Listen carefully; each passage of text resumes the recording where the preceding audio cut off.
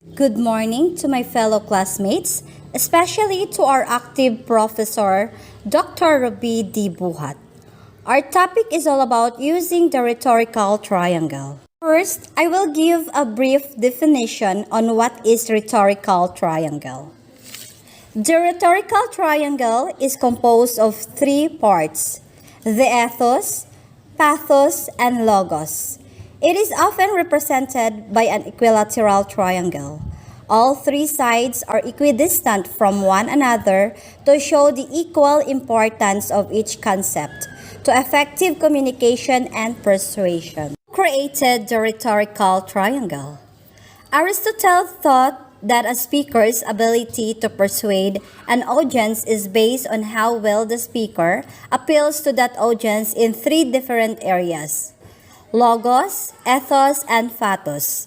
Considered together, these appeals form what later rhetoricians have called the rhetorical triangle. How rhetorical triangle used? A rhetorical triangle is a device for creating and structuring effective oral or written arguments. It focuses on three key rhetorical elements: the logic, credibility, and emotion. This is the illustration of rhetorical triangle. Have you seen that there is ethos means ethics or credibility, the pathos, emotion, logos, logic or reason.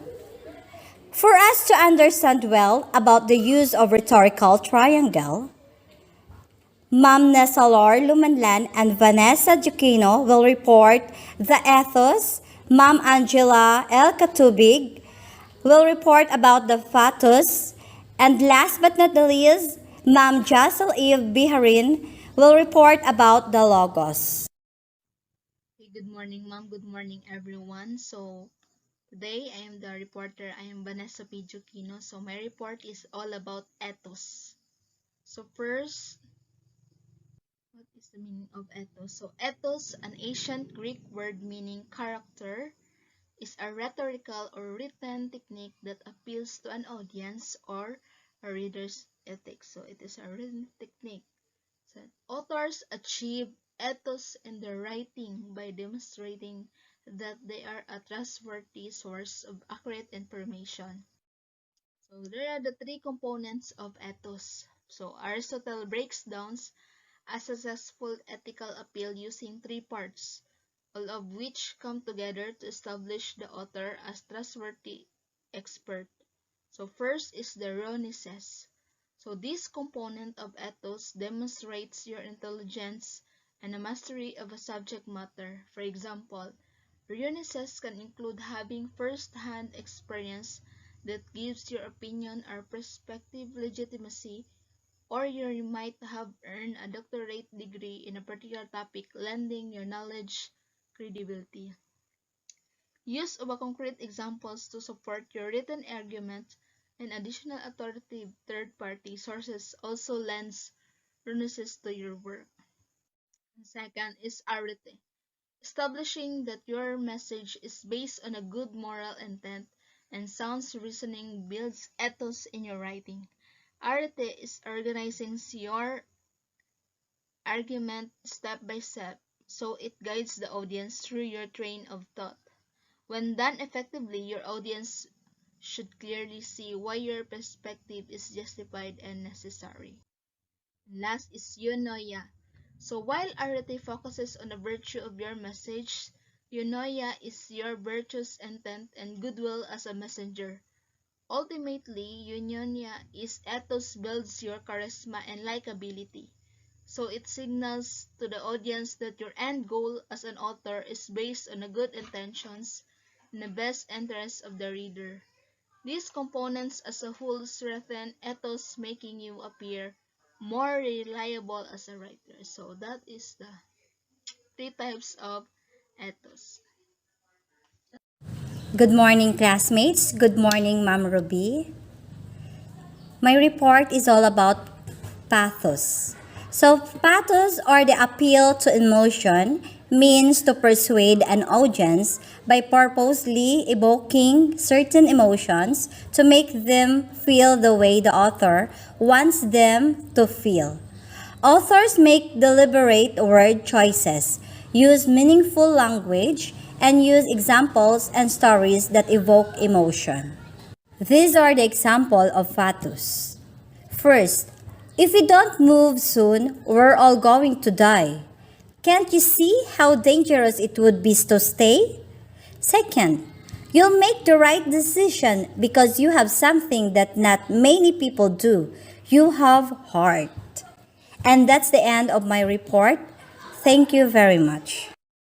Good morning once again. I am Jassel Eve R. Biharin. The third part of the rhetorical triangle is logos. The appeal to logic means to appeal to the audience sense of reason or logic. To use logos, the author makes clear logical connections between ideas and includes the use of facts and statistics. Example, when Harry Potter and Hagrid are arguing based on reasons and facts, they are getting the audience to think.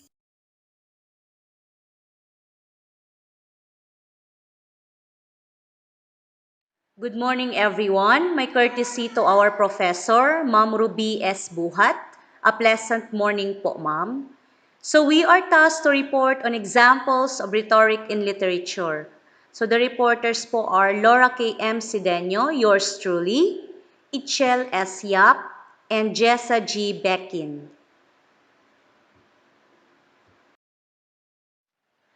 So before we are going to start, let us know first what is a rhetoric in literature. So rhetoric is a language used to motivate, inspire, inform, or persuade readers and or listeners. Often, rhetoric uses figures of speech and other literary devices, which are known as rhetorical devices. So one of the example of rhetoric in literature is the famous I Have a Dream speech by Martin Luther King Jr.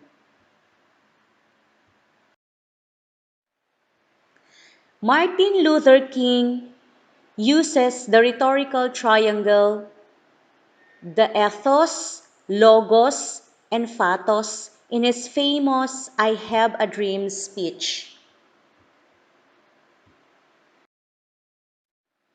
King uses logos, refers to persuasion based on reasons because he cited facts, datas, and citation of statistics to appeal the audience sense of reason or logic.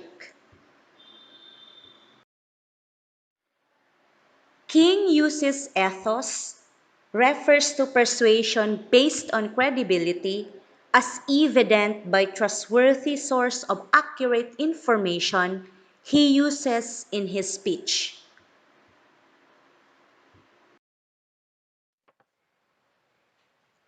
King uses pathos based on persuasion that refers to emotion, which he cited on his speech, the experiences, misfortunes, and sufferings happen to African American to make us feel compassion, pity, or sympathy.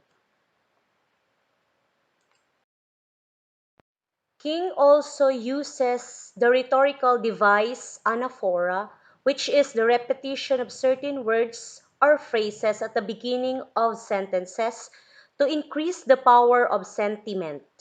Perhaps the best known example of anaphora is Martin Luther King Jr.'s repetition of the phrase, I have a dream. The commonly repeated words in his I Have a Dream speech was freedom 20 times, we 30 times, our 17 times, you 8 times, nation 10 times, America 5 times, and American 4 times. So, in conclusion, out of all persuasive techniques, Fatos was the most effective because King uses it to explain how much pain an African American has been through, which pulls people into hearing what he has to say and agreeing with it. The original intent behind Martin Luther King's I Have a Dream speech was an appeal to end economic and employment inequalities. King believed the market operation of the American economy propagated unemployment, discrimination, and economic injustice. His speech was intended to bring awareness of the problem of inequality and to give Americans hope and faith that one day everyone, black and white, would be equal. So that ends my report po. Good morning once again, everyone, and thank you for listening. Let us proceed with the next reporter po. Good morning, everyone. I am HLF Suertilla. We'll be reporting the second example of the topic, the Gettysburg Address by Abraham Lincoln. In 1863, Abraham Lincoln, the 16th President of the United States, delivered the Gettysburg Address during the Civil War. His goal was to boost the country's morale, honor fallen soldiers, and reinvigorate their mission to abolish slavery by declaring that all men are created equal, incorporating ethos, pathos, and logos. To make his case, the Gettysburg Address became one of the most powerful speeches in history.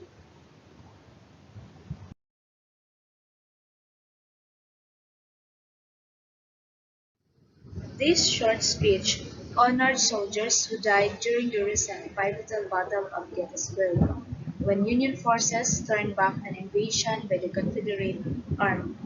The speech also called on U.S. citizens to rededicate themselves to freedom and equality for all Americans. And the main message of the Gettysburg Address is that ideals are worth dying for, and that is up to the living to carry on the work of those who died to protect ideals. The ideals of equality and freedom are the bedrock of the United States as a nation. That ends my report. Good morning, Prof. Good morning, classmates. I'm Jessa Bekin, and I'm here to report another example of rhetoric in literature.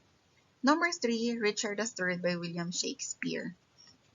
It is a history play. It was probably written around 1592 to 1594 in London, and it was published in 1597. King Richard III is sometimes called as the tragedy of King Richard III. Richard III has the power of language or importance of language in achieving political power. Language may not always be necessary instrument of power, but for Richard, it is a crucial weapon. His extraordinary skills with words enables him to manipulate, confuse, and control those around him. Richard's skills with language and argument is what enables him to woo Lady Anne, have Clarence thrown in prison, keep the Woodvilles off his track, blame the king for Clarence's death, and achieve Hastings' execution, all at very risk to himself. And interestingly, language also seems to be the only defense against Richard, as is shown when the princess matched his skill at wordplay, thus indicate their ability to see through his schemes. In such cases, Richard simply uses violence as an expedient and has his enemies, including the princess, put to death. Here, Richard woos Anne even though he killed her husband and father-in-law. He turns the logic upside down by claiming he killed them only out of love for her.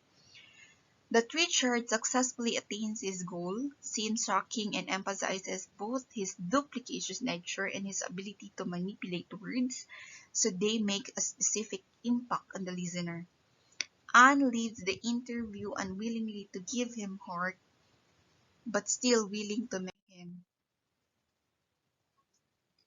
As military commanders, we often use rhetoric to motivate our troops. In Shakespeare's Richard III, the king gives his soldiers a speech on the eve of the battle in which he calls his enemies vagabonds and their leader Henry Tudor a bloody tyrant. In this speech, Richard uses rhetorical devices like hyperbole to excite his men for war. And that ends of my report, and thank you for listening.